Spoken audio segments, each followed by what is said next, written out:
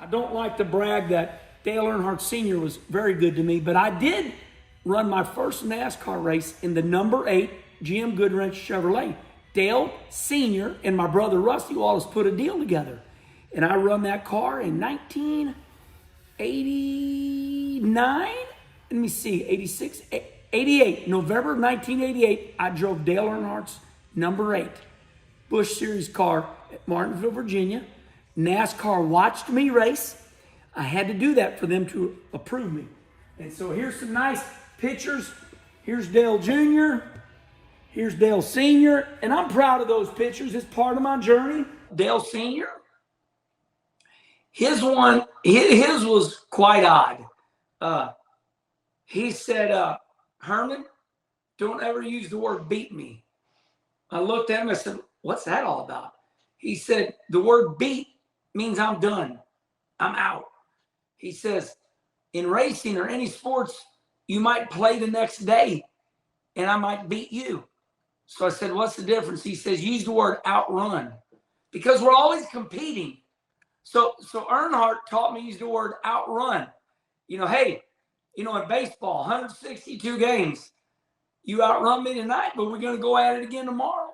So that kind of gave me a good smile. And so always remember that.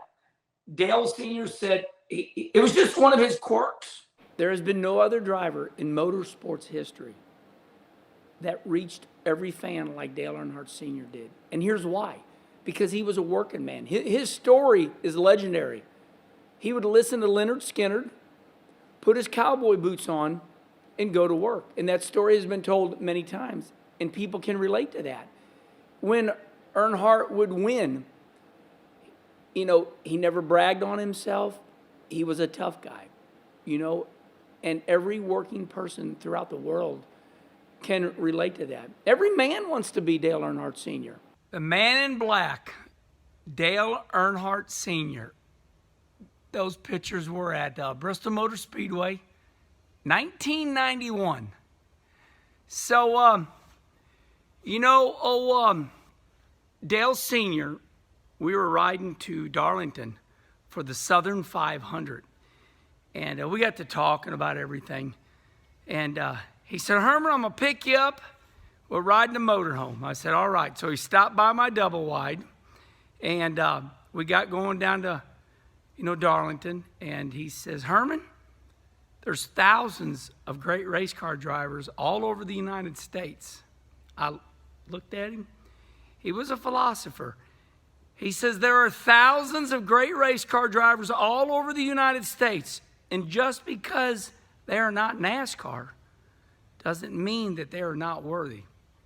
So once again, when I line up in all these dirt tracks in the chute, I look at all these drivers and I'm like, Earnhardt's right. These guys are great. Dale Earnhardt Sr. was a man's man. Every man wanted to be Dale Sr. He was that, he was the Marlboro man on the billboards. He was just incredible. What was more wild about him is he had this God-given talent to drive a car at a high rate of speed, better than anybody.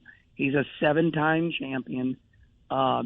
And he just became one of my friends through my brother, Rusty Wallace.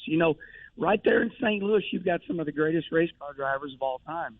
Whether it's, my brother that I'm really proud of, Rusty Wallace, whether it's Kenny Schrader, whether it's Carl Edwards, 80 miles up the road right there in, the land of Mizzou, Columbia, Missouri, and Yep.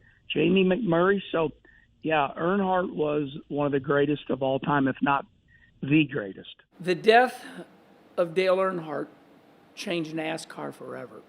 I don't know if NASCAR will ever be the same. We all march on thinking we're going to get back to those glory days, but Earnhardt was bigger than life. I was in that race that day. I was in that Daytona 500, and I wrecked out early in a big wreck on the back straightaway with Tony Stewart and probably 10 other cars. And I was on the runway at the Daytona airport. I was in the back of the airplane, and our pilot had heard over the intercom that we lost Dale Earnhardt. And still to this day, it's just crazy to think because he was our NASCAR hero. He was bigger than life. It gets harder and harder every year. It's something you never get over. You just kind of go on. It was good to have Dale Earnhardt Sr. because he was our guy. You pushing Dale Earnhardt Sr. to his last victory, and you got second place. But this particular question from Evan Wallace was, did it bring new meaning to you 4 months later when he passed away? So did you feel differently, obviously, day of the race and then when he passed? Oh, yes, 100%. Because, we always knew that Dale Sr. was going to keep on winning.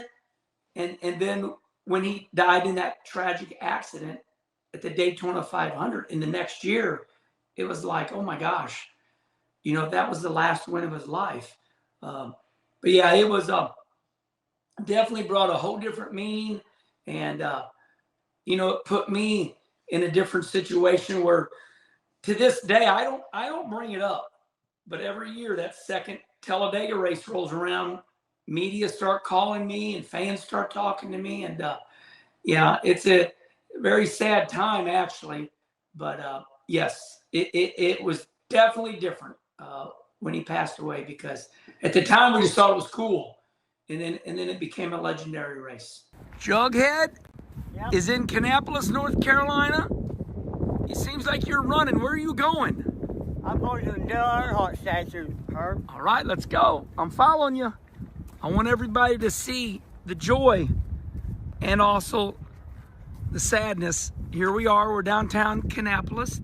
The town is really built up. Can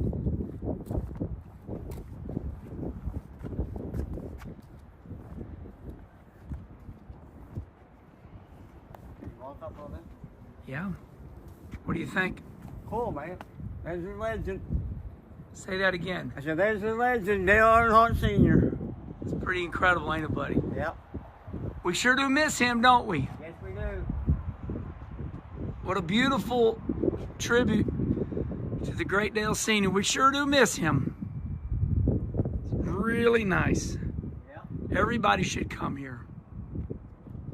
Nice chairs, seats, I mean. Look how beautiful this is. Kannapolis did it right. That's Brody the legend. All right, buddy, you want me to take your picture? Yep. Okay. Say goodbye, everybody. Bye.